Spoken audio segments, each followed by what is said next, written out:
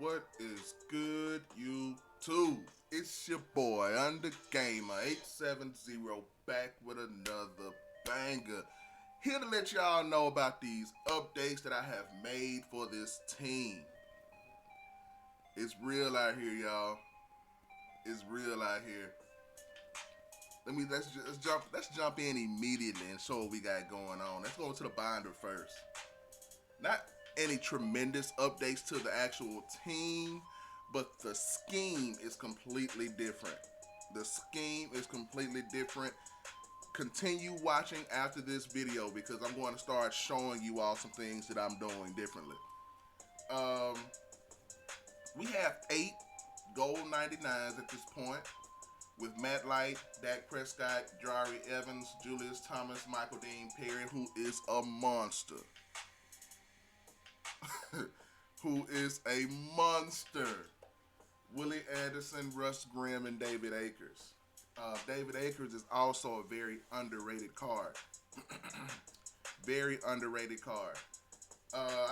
Loving using them. Have a lot of 99s. Travis Frederick, Bradley Chubb, Brian Dawkins, Vernon Davis, Sam Mills, Kyle Fuller, who's amazing as well. Cortland Sutton, Justin Simmons, Leroy Glover, Quinn Jammer, Bryce Callahan, and even our Andre Johnson is a 99. So that's about 2 teams worth of 99 players. Pretty good. We're pretty stacked on the team. Have made some adjustments though. I have made some adjustments. Let's go check them out. Alright, people. Those of you who have been rocking with the channel know that I have made some drastic changes from the beginning of this Madden. At the beginning of the Madden, right? All I used to do, for those who are unfamiliar, I used to run the ball with 4 plays. I had 4 run plays, literally. 4 run plays, and that was on offense. On defense, I was a defensive lineman user. But I was pretty nice with the D-line using.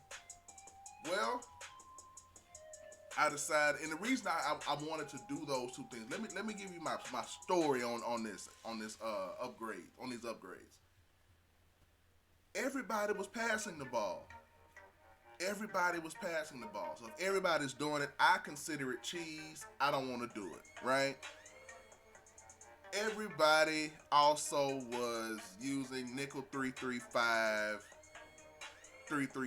defense. I didn't want to use, nickel 335 wide and 335 defense. I didn't want to use either of those. So I just came out in big nickel. I came out in big nickel, and then I kind of somewhat switched over to 335 when everybody started running 335 wide. Well, I made some major upgrades now. I'm starting to play games where I may not even run the ball the entire game. And it all started this weekend league. I am doing something though that I am not proud of, and I found out about it on accident, but it's beautiful for me. I have a tendency to live by the principle, if it ain't broke, don't fix it. So if I run a successful play, I get stuck in that play. Like, I'm the kind of person that if I beat you with a play, you're going to see it again in the next 4 or 5 plays with a slight variation to it. But I'm coming right back for it because I left some meat on the bone, so I'm coming back for it. This has caused me to run the same play repeatedly over and over and over and over again, right? To the point where my offensive playbook maybe only expands from 10 plays maybe, right? I've decided to change that. The new cheese now is anything in bunch, trips tight end, strong close, I think those are the main three that I see on here. And so, for like the last 3 4 months, my offense has been out of the I formation.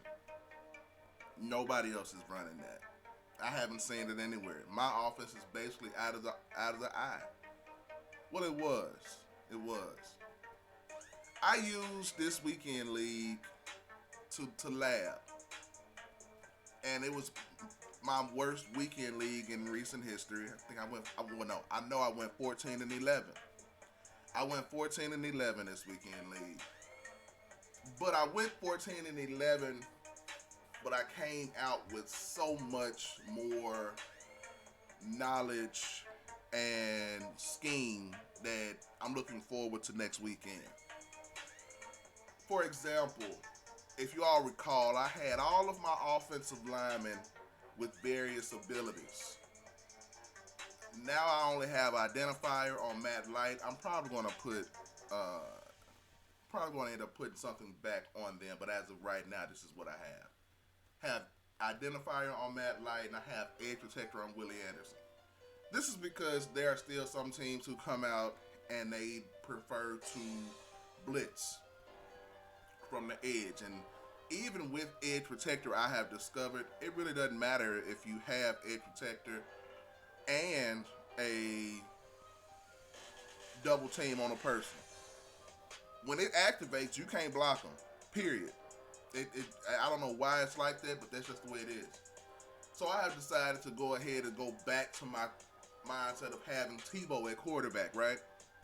I just get the ball out of my hands quickly. I don't even allow plays to develop at this point sometimes.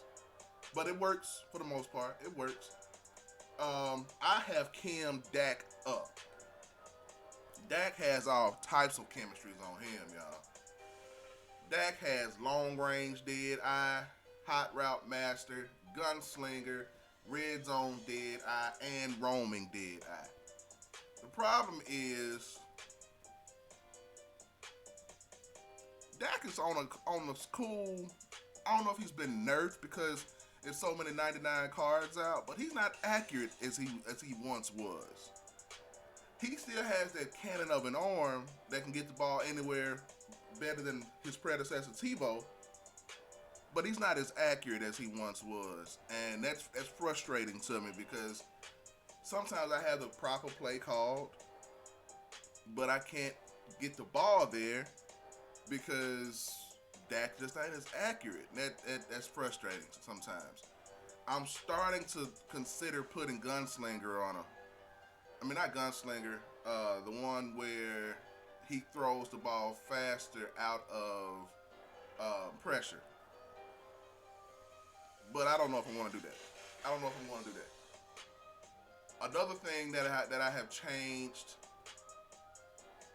I went off on a tangent, y'all. I was about to tell y'all the thing that I'm doing that I'm not proud of, that I found out on accident. So I was playing weekend league, and I was in a game. It was a sweat fest, and I was trying to hurry up and score before half. And this guy was boxing up my I formation plays, killing me. It was nothing I could do, right? So I pushed circle on accident, messed around and opened up coach suggestions. Wait a minute. These are different plays. Went down, drove, scored on them in 3 plays. I picked up on this late. Which was funny because I'm like, wait, these plays are pretty good if you make some adjustments to the different concepts on them. So for the last, I want to say 7 games of weekend league, I was using coach suggestions on offense. Yeah, I know. We don't do that. But I did it. And I actually like the way my offense looked with it. Running out of the I formation, one thing that happens is once I get down, it's over for me. If you get me down by 14 points, I may as well quit. I don't have I didn't I wasn't fast enough to be able to score by being down 14. That's different now that I'm running coach suggestions. With coach suggestions on, I can run any play now. And I literally rarely run the same play twice. That was huge for me. And I don't have to deal with the pressure of coming up with a play. I know some of y'all like, man, that's cheese, man. I would never do X, Y, and Z. I would never in my life ever do that. Try it. Try it. I guarantee it makes the offense a lot easier for you. And for that reason, I'm looking a lot forward to running weekend league next week. Also, don't sleep on this either. On defense, I have completely changed my scheme. Those of you who remember, I was the number one person that hated one step ahead. Hated it, would never run it. But if you pay attention to my team right now, I have an AP that I can use. I just realized that. I mean, I have a superstar, an ability I can use, and I will. But those of you who recall, I was like the biggest person against running one step ahead. I have it on two people now. I have it on Mr. Kyle Fuller and Bryce Callahan. When I tell you, it is extremely comforting to know that those two guys have their man. They gonna put whoever they got on punishment. I love that.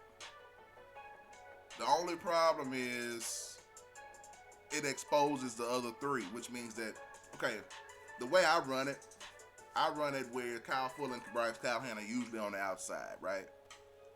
Which means that I have to user and protect the inside of the field. So probably a tight end or a wide receiver that's been put down towards the middle. Put down low so he can get a more favorable advantage at wide receiver. But anyway, I usually have to end up holding them or making sure that they don't beat their guy. The reason I was never a fan, it's twofold. It's twofold. It was one reason why I was never a fan of one step ahead was because it was cheese. Everybody ran it. Everybody had one step ahead. This is back when one step ahead was only 3 AP. I hated it because I couldn't pass against it, which also contributed to me running the ball more. But the second reason I hated it, don't make fun of me, okay? Don't judge me. I am big on zone on this game. All I run is zone. Like, for the most part, I love running zone. I run zone now, even with them having one step ahead. But it used to frustrate me because I was like, why isn't it activating for me? Why is my one step ahead not activating for me? Well, it clearly says that it's faster reactions to receiver cuts and man coverage. And I've been running zone. Those of you who watch the channel know me and zone get along very well, especially out of big nickel. I have a formation out of big nickel that I love to run, but that's why it wasn't lighting up. So I've made that adjustment. So I run zone. I run man some now. I incorporate man. But with that being said, I forget the exact person, but I thanked them on the actual thread, and I pinned his comment to the page. I was told to put Danny Trevathan at outside linebacker over Shaquille Barrett, and it would increase my overall. It would make me better at outside linebacker. And it did. Danny Trevathan at outside linebacker is a 99 now, and I don't have to make that adjustment when I start running nickel 3-3-5 wide. That is a huge upgrade. Huge upgrade. Um, I just didn't know that it worked. So now that I know that it works, um, this song caught me off guard, y'all. I wasn't ready for that. I was not ready for that one. But with that in mind, let me share my experience with Michael Perry, Michael Dean Perry. I'm sorry. This guy's a monster, y'all. Um,